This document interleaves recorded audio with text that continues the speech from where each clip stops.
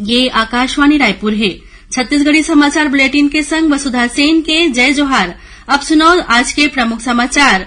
प्रधानमंत्री नरेंद्र मोदी आज महाराष्ट्र के वासिम ले लगभग 23,300 करोड़ रुपया के कई ठन विकास परियोजना मन के करीन शुभारंभ। पीएम किसान योजना के 18वीं किस्त घलो करीन जारी। धमतरी के पंडित रविशंकर शुक्ल जलाशय गंगरेल बांध में आज प्रदेश के सबले बड़े जल महोत्सव के होगे शुभारंभ। जल संचय और जल संरक्षण ऊपर करे जाथे विचार विमर्श। और मुख्यमंत्री विष्णुदेव साय आज राजधानी रायपुर के साइंस कॉलेज मैदान में सशस्त्र सैन्य प्रदर्शनी के करीन शुभारंभ। अब समाचार विस्तार ले। प्रधानमंत्री नरेंद्र मोदी आज महाराष्ट्र के वासिम ले लगभग 23,300 करोड़ रुपया के कई ठन विकास परियोजना मन के शुभारंभ करीन। श्री मोदी पीएम किसान योजना के 18वीं किस्त घलो जारी करीन। ये मौका में उमन किहिन की देश भर में 9 करोड़ 4 लाख ले ज्यादा किसान मन ला 20,000 करोड़ रुपया ले ज्यादा राशि के प्रत्यक्ष वित्तीय लाभ मिले है। मुख्यमंत्री विष्णुदेव साय राजधानी रायपुर के साइंस कॉलेज मैदान ले प्रधानमंत्री किसान सम्मान निधि के कार्यक्रम में वर्चुअली शामिल हुईन।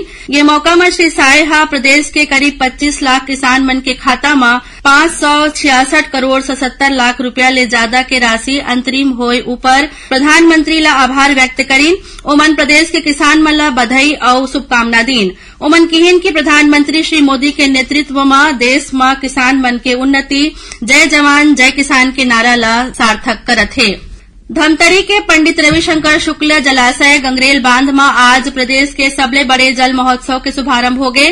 जल जगार में आयोजित अलग अलग गतिविधि के बीच अंतर्राष्ट्रीय जल सम्मेलन के पहले दिन देश विदेश के नीति निर्माता, पर्यावरणविद, विशेषज्ञ और राष्ट्रीय अंतर्राष्ट्रीय संस्था मन के प्रतिनिधि जल संचय और जल संरक्षण ऊपर संवाद करत हैं। उमन जल संचय और जल संरक्षण के महत्व ला रेखांकित करत हुए अपन अपन क्षेत्र के सफल काम मन के कहानी घलो साझा करत है।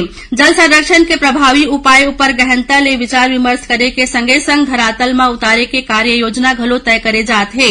सम्मेलन ला प्रसिद्ध पर्यावरणविद पद्मश्री पोपटलाल पवार, श्याम सुंदर पालीवाल और उमाशंकर पांडे, अर्थशास्त्री और शहरी विकास विशेषज्ञ प्रोफेसर अमिताभ कुंडू, केंद्रीय कृषि और किसान कल्याण मंत्रालय के अपर सचिव डॉक्टर मनिंदर कौर द्विवेदी और केंद्रीय जल शक्ति मंत्रालय के अपर सचिव अर्चना वर्मा संबोधित करें। सम्मेलन में यूनिसेफ, जापान, श्रीलंका के अलावा देश भर के जल और पर्यावरणविद एमा भाग लेवत हैं। सम्मेलन के दौरान आजीविका महाविद्यालय धमतरी के टूरिस्ट गार्ड सदस्य Madhav Singh water balancing sports में भाग लेके जल ओलंपिक के शुरुआत करीन। ओमन गंगरेल के पानी में बनाए गए बैलेंसिंग स्ट्रक्चर में लहर के बीच चल के दोनों हाथ ले समन्वय बनाए के प्रयास करीन।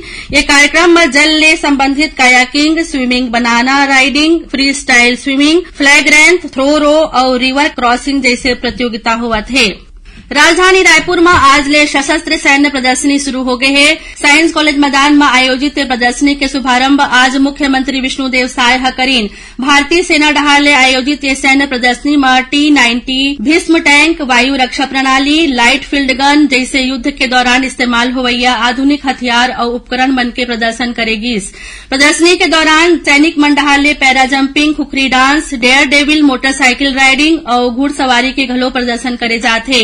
ये प्रदर्शनी के उद्देश्य लोगन मन ला भारतीय सेना के क्षमता और कौशल ले परिचित कराना आए। समारोह ला संबोधित करत हुए मुख्यमंत्री साय किहिन की भारतीय सेना अपन अद्वितीय दक्षता और अनुशासन बर विश्व भर में प्रसिद्ध है। जब जब देश में संकट आए है हमर सेना दुश्मन मन ला मुंह तोड़ जवाब देके देश के रक्षा करे है। कार्यक्रम की अध्यक्षता विधानसभा अध्यक्ष डॉक्टर रमन सिंह करीन। ये मौका में उप मुख्यमंत्री विजय शर्मा, लेफ्टिनेंट जनरल पद्मश्री शेखावत और ब्रिगेडियर अमन आनंद घलो उपस्थित रहिन। श्री साय प्रदर्शनी ला एक दिन और आगू बढ़ाए के घोषणा करे हैं। अब यह प्रदर्शनी 7 अक्टूबर तक चली। यह प्रदर्शनी बिहनिया 8 बजे ले 10 बजे तक और संझा 6 बजे ले रात 8 बजे तक आम आदमी बर खुले रही। ओमन किहिन की अवैया बछर में घलो सशस्त्र सैन्य प्रदर्शनी के आयोजन करे जाही।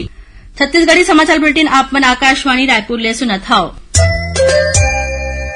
छत्तीसगढ़ के खबर ले है आपकी वास्ता और खबर के विश्वसनीयता ले है हमार वास्ता। आकाशवाणी समाचार रायपुर के प्रादेशिक समाचार बुलेटिन के संगे संग हमार समसामयिक कार्यक्रम आप रेडियो के संग अपन मोबाइल में घलो सुन सकत हो। आकाशवाणी समाचार फेसबुक, ट्विटर और यूट्यूब में घलो हावय। हमार फेसबुक पेज हरे Chhattisgarh news on AIR, Twitter handle CGAIR news और हमार यूट्यूब चैनल हरे छत्तीसगढ़ AIR न्यूज। तो अब रेडियो के संगे संग आपके मोबाइल के माध्यम ले हम आप तक पहुंचत हन। छत्तीसगढ़ के हर खबर पर सुनत रहो आकाशवाणी समाचार। अब आगू बाड़ो बातें समाचार कोती। नारायणपुर जिला में सुरक्षा बल और माओवादी मन के बीच काली होए मुठभेड़ में 31 जन माओवादी मारे गए हैं। सबो माओवादी मन के शव बरामद कर ले गए हैं। अभी ले कुछ देर पहले दंतेवाड़ा में हुए एक ठन पत्रकार वार्ता में बस्तर रेंज के पुलिस महानिरीक्षक सुंदर राज पी बताइन कि काली नारायणपुर दंतेवाड़ा सीमा में दक्षिण अबूझमाड़ इलाका में हुए मुठभेड़ में मारे गए 31 जन माओवादी मन में 15 जन के पहचान हो गए है। ये माओवादी मन ऊपर 1 करोड़ 30 लाख रुपया के इनाम घोषित रही। मुठभेड़ के बाद घटनास्थल ले LMG rifle, AK-47, SLR, INSAS और कैलिबर राइफल के अलावा कई ठन दूसर हथियार बरामद करे गए हैं। यही बीच मुख्यमंत्री विष्णुदेव साय हा पांचू रतिया मुठभेड़ के घटना ल लेके उच्च स्तरीय बैठका लीन। बैठका में श्री साय हा घटनाक्रम के विस्तार ले जानकारी लीन और माओवादी मन के खिलाफ सफल ऑपरेशन ल लेके सुरक्षा बल के शौर्य और अदम्य साहस के सराहना करत हुए कहिन कि वमन बधाई के पात्र हैं। मुख्यमंत्री हा पुलिस महानिदेशक ला माओवाद के खिलाफ ढिलाई नहीं बरते के निर्देश दे हैं। संगे संग ओमन जवान मन ला जरूरी संसाधन के व्यवस्था सुनिश्चित करे बर कहिन। श्री साय हा बैठका में स्पष्ट कहे हैं कि राज्य सरकार छत्तीसगढ़ ला नक्सलवाद ले मुक्त करे बर दृढ़ संकल्पित है। ओती केंद्रीय गृह मंत्री अमित शाह के अध्यक्षता में अवैया 7 अक्टूबर के नई दिल्ली में नक्सलवाद के मुद्दा ल लेके नक्सल प्रभावित राज्य मन के मुख्यमंत्री और गृह मंत्री मन के उच्च स्तरीय बैठका प्रस्तावित है। ये बैठका में मुख्यमंत्री विष्णुदेव साय घलो शामिल होही। बैठका में मुख्यमंत्री राज्य में माओवाद के खिलाफ चलाए जात ऑपरेशन और नक्सल प्रभावित क्षेत्र मन में चलत विकास कार्य मन के जानकारी दी। छत्तीसगढ़ राज्य युवा आयोग के नवा अध्यक्ष विश्व विजय सिंह तोमर हा आज रायपुर के युवा आयोग कार्यालय में पदभार ग्रहण करीन। ये मौका में उप मुख्यमंत्री विजय शर्मा के संगे संग मंत्री रामविचार नेताम, केदार कश्यप, टंकराम वर्मा और आने जनप्रतिनिधि मन उपस्थित रहीन। ये मौका में श्री तोमर हा कहिन कि छत्तीसगढ़ राज्य ला विकसित बनाए में युवा मन के महत्वपूर्ण भूमिका रही। ये उद्देश्य लेके युवा मन के सहभागिता ला सुनिश्चित करे के काम करे जाही। सक्ती जिला के मालखरौद पुलिस हा फर्जी भारतीय स्टेट बैंक संचालित करैया और नौकरी लगाए के नाम में ठगी करैया मुख्य आरोपी ला गिरफ्तार करे है। पुलिस हा बताइन कि आरोपी अनिल भास्कर सारंगढ़ बिलाईगढ़ जिला के ग्राम दुम्हानी के रहिया आए। उखर करा ले 1 ठन कार और 3 ठन मोबाइल जब्त करे गए है। उन्हें बैंक खाता में रखे 83,000 रूपया लगल जब्त कर ले गए है। सुनैया मन ला बता दें कि काली द्वार के हल्बी और गोंडी बोली में समाचार बुलेटिन प्रसारित करे जाही। ये दोनों बुलेटिन आकाशवाणी केंद्र जगदलपुर ले प्रसारित होई, जिला बस्तर संभाग में ही सुने जा सकी। हल्बी में समाचार बुलेटिन बिहनिया 7:30 बजे ले और गोंडी में समाचार बुलेटिन संझा 6:30 बजे ले प्रसारित करे जाही। आखिर में प्रमुख समाचार एक घाव फेर। प्रधानमंत्री नरेंद्र मोदी हा आज महाराष्ट्र के वासिम ले लगभग 23,300 करोड़ रुपया के कई ठन विकास परियोजना मन के करीन शुभारंभ। पीएम किसान योजना के 18वीं किस्त घलो करीन जारी। धमतरी के पंडित रविशंकर शुक्ल जलाशय गंगरेल बांध में आज प्रदेश के सबले बड़े जल महोत्सव के होगे शुभारंभ। जल संचय और जल संरक्षण ऊपर करे जाते विचार विमर्श। और मुख्यमंत्री विष्णुदेव साय हा आज राजधानी रायपुर के साइंस कॉलेज मैदान में सशस्त्र सैन्य प्रदर्शनी के करीन शुभारंभ। एकरे संग छत्तीसगढ़ी समाचार बुलेटिन ये चिरावत है। जय जोहार।